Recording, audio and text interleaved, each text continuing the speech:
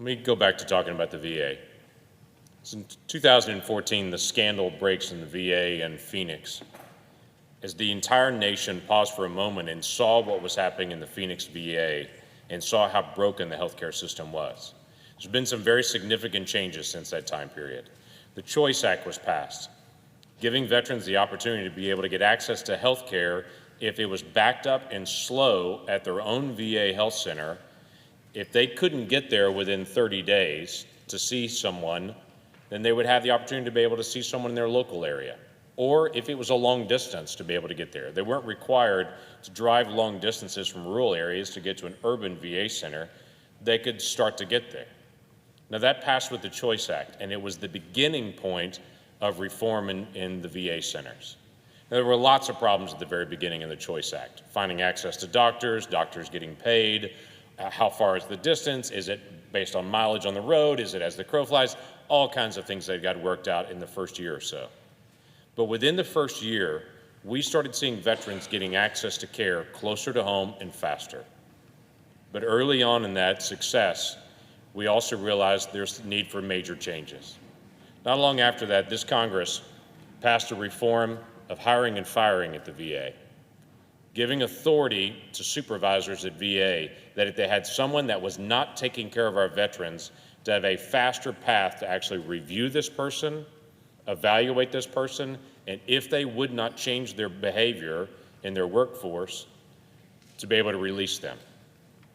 That special authority was given to VAs all across the country just a couple of years ago, and VA centers have used that to dramatically change the face of the people taking care of our veterans. Across the country, multiple individuals that were not putting veterans first have now been removed from VA centers, including from those in Oklahoma.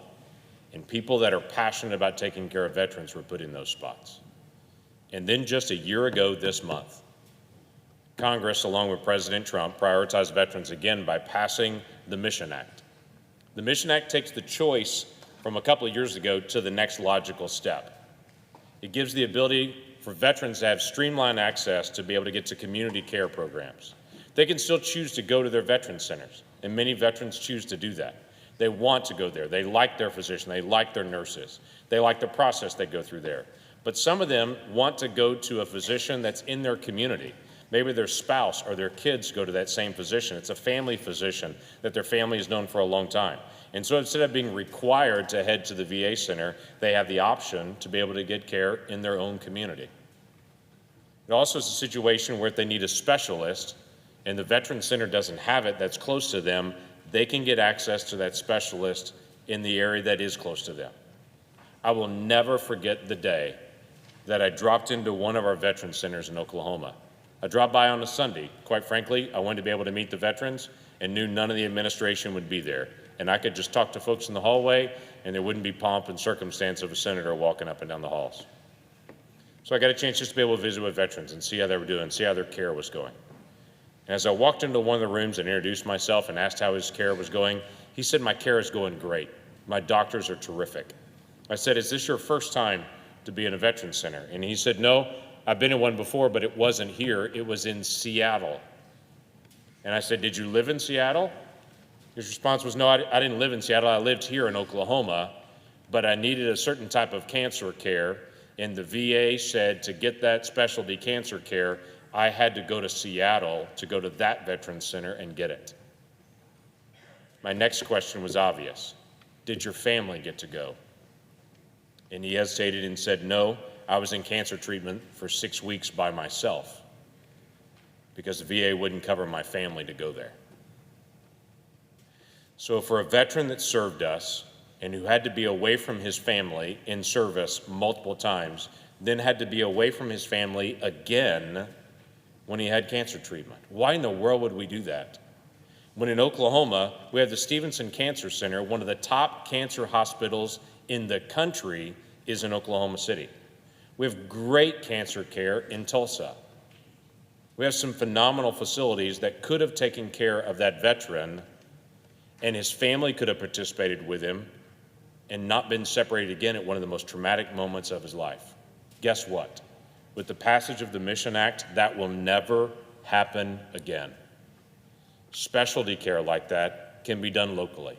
When there's a great specialist nearby, they can get to that specialist nearby. The Mission Act really was a sea change in how we make sure the promise to our veterans is being maintained. It's not about putting all veterans of all cases, of all care, in a veteran center and saying that's where everybody has to go. It's going back to the veteran and saying, what would you prefer? What's your preference? Or what's best for your treatment? And best for their treatment may not be that VA center there. It may be a high-skill, highly prepared, quality set of doctors in the specialty center nearby for diabetes or cancer. This allows them to be able to do that. Now, I do commend our veterans care centers in Oklahoma. There's some really great leaders that are there that are working very hard. And in a transition in personnel that has occurred in the last couple of years and hard decisions that have been made, they have put in some really top-notch folks. And I'm proud that they're in my state and in the way they're taking care of our veterans. But as we implement the Mission Act in the days ahead, my hope is that we continue to give veterans the opportunities to make choices about their own care, and that we continue to achieve stronger and stronger skill set in our veterans areas, that our VA centers become areas of high quality for the areas where they are the best and where they have the highest quantity of issues. But when a specialist is needed, maybe it's outside of our veterans center to be able to make sure that those veterans get the best care they possibly can. I look forward to the regulations continue to be rolled out, as they are being rolled out right now. But most of all, I look forward to looking our veterans in the face and saying, are you getting the care that you need? And hearing their answer of yes. That's what I look forward to. With that, Mr. President, I yield the floor.